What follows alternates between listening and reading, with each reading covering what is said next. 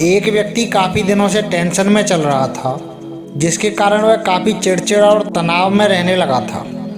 वह इस बात से परेशान था कि घर के सारे खर्चे उसे ही उठाने पड़ते हैं, पूरे परिवार की जिम्मेदारी उसी के ऊपर है, किसी न किसी रिश्तेदार का उसके यहाँ आना जाना लगा ही रहता है। इन्हीं बातों को सोच सोच कर वह काफ़ी परेशान रहता था और बच्चों को अक्सर डांट देता था। अपनी पत्नी से भी ज़्यादातर उसका किसी न किसी बात पर झगड़ा चलता रहता था। एक दिन उसका बेटा उसके पास आया और बोला, पिताजी मेरा स्कूल का होमवर्क करा दीजिए। वह व्यक्ति पहले से ही तनाव में था। उसने अपने बेटे को डांट कर भगा दिया, लेकिन जब थोड़ी देर बाद उसका गुस्सा शांत हुआ तो वह बेटे के पास गया तो देखा बेटा सोया हुआ है।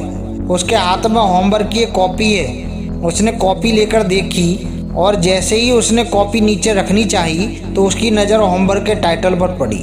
होमवर्क का टाइटल था कि वे चीज़ें जो हमें शुरू में अच्छी नहीं लगती लेकिन बाद में वे अच्छी ही होती हैं। इस टाइटल पर बच्चे को एक पैराग्राफ लिखना था, जो उसने लिख लिया था। उत्सुकतावश उसने बच्चे का लिखा हुआ पढ़ना शुरू किया। बच्चे ने लिखा था कि मैं अपने फाइनल एग्ज़ाम को बहुत धन्यवाद देता हूँ, क्योंकि शुरू में तो ये बहुत अच्छे नहीं लगते थे, लेकिन इनके बाद स्कूल की छुट्टियाँ पड़ जाती हैं। मैं खराब स्वाद वाली कड़वी दवाइयों को बहुत धन्यवाद देता हूँ, क्योंकि शुरू में तो वो बहुत कड़वी लगती हैं, लेकिन ये मुझे बीमारी से ठीक करती हैं। मैं सुबह सुबह जगाने वाली अलार्म घड़ी के लिए बहुत बहुत धन्यवाद देता हूँ, जो मुझे हर सुबह बताती है कि मैं जीवित हूँ। मैं ईश्वर को भी बहुत धन्यवाद देता हूँ, जिसने मुझे इतने अच्छे पिता दिए हैं, क्योंकि उनकी डांट मुझे शुरू में तो बहुत बुरी लगती है, लेकिन वो मेरे लिए खिलौने लाते हैं, मुझे घुमाने ले जाते हैं और मुझे अच्छी अच्छी चीज़ें खिलाते हैं। और मुझे इस बात की भी खुशी है कि मेरे पास पिता है, क्योंकि मेरे दोस्त सोहन के तो पिता ही नहीं है। बच्चे का होमवर्क पढ़ने के बाद वह व्यक्ति अचानक से जैसे नींद से जाग गया। उसकी सोच ही बदल गई थी। बच्चे की लिखी सारी बातें उसके दिमाग में बार बार घूम रही थी, खासकर वह आखिरी वाली लाइन। उसकी नींद उड़ गई थी। फिर वह व्यक्ति थोड़ा शांत होकर बैठा और अपनी परेशानियों के बारे में सोचना शुरू कर दिया।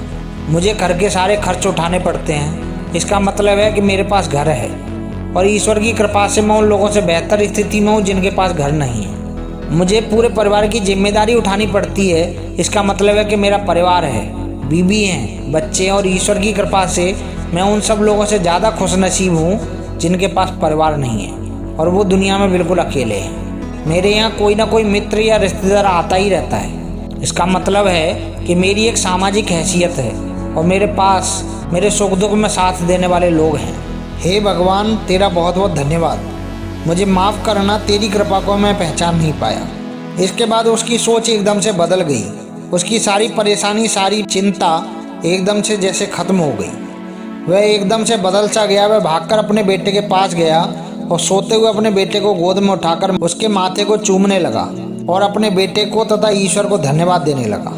दोस्तों, हमारे सामने जो भी परेशानियां हैं, हम जब तक उनको नकारात्मक नज़रिए से देखते रहेंगे तब तक उन परेशानियों से घिरे रहेंगे। लेकिन जैसे ही हम उन चीज़ों को, उनकी परिस्थितियों को सकारात्मक नज़रिए से देखेंगे तो हमारी सोच एकदम से बदल जाएगी।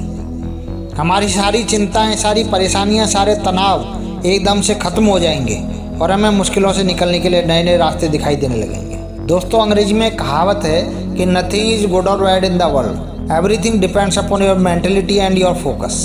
दोस्तों, हम जिन चीज़ों पर अपना फोकस बढ़ाते हैं, हमारा मस्तिष्क भी उसी के हज़ार समाधान और हज़ार परेशानी हमारे सामने लाकर खड़ा कर देता है। यदि हम किसी चीज़ के पॉजिटिव पहलू पर हम फोकस करते हैं तो हमारे पास हज़ारों सॉल्यूशन हमारे सामने होते हैं। लेकिन अगर हम किसी चीज़ के नकारात्मक पहलू पर फोकस करते हैं तो हमारी ज़िंदगी में सिर्फ परेशानियाँ ही परेशानियाँ दिखाई देती हैं। इसलिए दोस्तों, जो कुछ है, जैसा भी है, वो सब कुछ आपके मस्तिष्क में है। अपने मस्तिष्क को पॉजिटिवनेस की तरफ को बढ़ाइए, नेगेटिव चीज़ों को इग्नोर करिए और अपने लक्ष्य पर ध्यान केंद्रित करिए।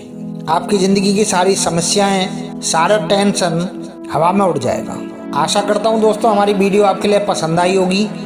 यदि आपका कोई सुझाव है तो हमारे कमेंट बॉक्स में अवश्य दीजिएगा।